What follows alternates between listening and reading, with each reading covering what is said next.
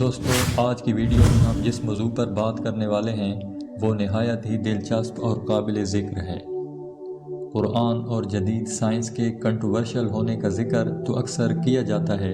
لیکن ہم ان چند باتوں کا ذکر کریں گے جن میں سائنس اپنے تجربات کے بعد اسلام سے متفق ہونے پر مجبور ہے۔ کیا قرآن اور جدید سائنس میں مماثلت پائی جاتی ہے؟ کیا زمین ساکن ہے یا حرکت کر رہی ہے؟ کیا باقی سیارے بھی حرکت کر رہے ہیں یا ساکن ہیں؟ کیا اسلام اور کون کون سے سائنسی تجربات کے بعد جدید سائنس اسلام سے مماثلت رکھنے پر مجبور ہو گئی ہے؟ تو آج کی ویڈیو میں ہم ان تمام سوالوں کے جوابات جاننے کی کوشش کریں گے۔ گلیلیو کے 1865 کی تھیوری سے پہلے کوئی نہیں جانتا تھا یا دعویٰ کرتا تھا کہ زمین اپنے اور سورج کے گرد گھوم رہی ہے۔ اس تھیوری کو سائنسی قانون کے خلاف ہی بغیر کسی ثبوت کے اکثر لوگوں نے ماننا شروع کر دیا، جبکہ گلیلیو کو اس وقت کے عیسائی بادشاہ نے بھی اس تھیوری کو مذہب سے تصادم رکھنے کی وجہ سے سزا دی اور اس تھیوری کو رد کر دیا، اور بعد میں آنے والے جدید دور کے سائنسدان بھی اس تھیوری کو ثبوت نہ ہونے کی وجہ سے رد کرتے آئے ہیں۔ جبکہ اسلام اس بارے میں کیا کہتا ہے، ہم اس پر نظر ڈال لیتے ہیں۔ دوستو، قرآن پاک میں بار بار زمین کا ذکر آیا ہے اور کسی ایک آیت میں بھی ایسا نہیں کہا گیا کہ زمین حرکت کر رہی ہے، بلکہ زمین سے متعلق ہمیشہ یہی آیا ہے کہ ہم نے اس میں میخیں گاڑ دی ہیں تاکہ ہلے نہ، اور ہم نے اس پر لنگر ڈال دیے ہیں تاکہ حرکت نہ کرے۔ اور سورہ فاطر آیت 41 میں بھی واضح ہے، جس کا مفہوم ہے کہ بے شک اللہ روکے ہوئے ہے زمین کو اور آسمان کو کہ وہ حرکت نہ کریں، اور زمین کے علاوہ بھی باقی سیاروں کے متعلق فرمایا کہ وہ اپنے دائرہ میں تیر رہے ہیں۔ دوستو، قرآن مجید میں 1000 سے زیادہ آیات ہیں جو سائنس کے متعلق گفتگو کرتی ہیں اور جنہیں آج کے دور کے جدید سائنسدان بھی ماننے پر مجبور ہیں۔ بگ بینگ تھیوری کے بارے میں تو آپ جانتے ہی ہوں گے، جس کے مطابق یہ کائنات ایک عظیم دھماکے سے وجود میں آئی، جس کے نتیجے میں یہ کہکشائیں، چاند، سورج، زمین اور باقی تمام سیارے وجود میں آئے۔ دوستو، بگ بینگ تھیوری کو دیکھا جائے تو لگتا نہیں کہ یہ قرآن کی اس آیت کی تشریح کر رہی ہے کہ جس آیت میں اللہ تعالیٰ نے فرمایا، کیا کافر لوگوں نے نہیں دیکھا کہ ساری کائنات یعنی آسمان اور زمین سب ایک اکائی کی شکل میں جڑے ہوئے تھے،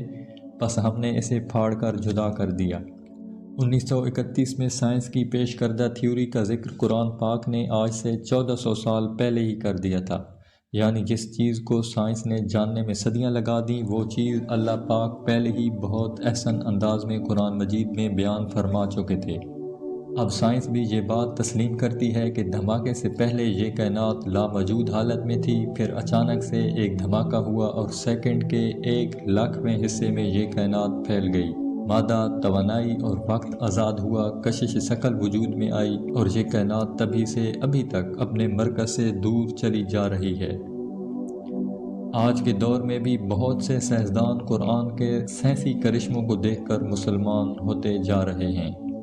اور قرآن کے سچا ہونے کی گواہی دیتے ہیں، لیکن چونکہ میڈیا کا کنٹرول مسلمان دشمن ہاتھوں میں ہے تو یہ واقعات زیادہ واضح نہیں ہونے دیے جاتے۔ تو چلیے قرآن اور سائنس کے ایک اور مماثلت رکھنے والے نقطے پر آتے ہیں کہ جیسا کہ قرآن مجید نے شہد کو انسانوں کے لیے شفا ہونا بتایا ہے، تو سائنس نے آج اپنے تجربات سے آج سے 1400 سال پہلے بتائی گئی قرآن کی اس آیت کی تصدیق کر دی ہے۔ سائنس کے اس تجربے سے پہلے کوئی نہیں جانتا تھا کہ شہد مکھی کے پیٹ سے نکلتا ہے اور پہلے ہی سے ہضم شدہ ہوتا ہے، لیکن قرآن اس کا ذکر کرتے ہوئے کہتا ہے کہ اس مکھی کے پیٹ کے اندر سے ایک شربت نکلتا ہے جس میں شفا ہے لوگوں کے لیے۔ تو سائنس نے بھی آج اپنے تجربات سے ثابت کر دیا کہ شہد نہ صرف کھا کر بلکہ اور بھی کئی مختلف طریقوں سے استعمال کر کے شفا حاصل کی جا سکتی ہے۔ دوستو، اسلام میں نماز کو اول فرضیت کا درجہ حاصل ہے، جسے کسی حالت میں بھی ترک کرنا گناہ کبیرہ کہا گیا ہے۔ اس سے روحانی فوائد کے ساتھ ساتھ جسمانی فوائد بھی اتنے ہیں کہ جنہیں سائنس بھی تسلیم کرتی ہے، اور جسے ایک مکمل جسمانی، ذہنی اور روحانی ورزش کہا گیا ہے۔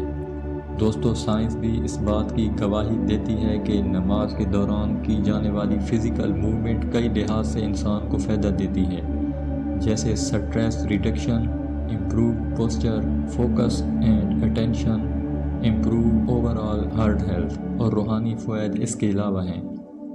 مماثلت کے ساتھ ساتھ کچھ باتیں ایسی بھی ہیں جن پر اسلام اور سائنس بالکل ایک دوسرے کے خلاف ہیں، جیسے کہ تھیوری آف ایوولوشن یعنی ڈارون کا نظریہ ارتقاء، جس کے مطابق انسان کی بندر سے منتقلی اور بہت سے دوسرے مختلف پہلو۔ لیکن دوستو، سائنس جیسے جیسے ترقی کر کے آگے بڑھ رہی ہے، اسلام کے اتنا ہی قریب ہوتی چلی آ رہی ہے۔ اللہ سے دعا ہے کہ اللہ ہمیں اپنی حقیقت کو سمجھنے اور اس پہ ایمان رکھنے کی توفیق عطا فرمائے، آمین۔ تو دوستو، آج کی ویڈیو میں اتنا ہی، پھر ملیں گے نیکسٹ ویڈیو میں ایک اور نئے دلچسپ انداز کے ساتھ۔ تب تک کے لیے اللہ حافظ۔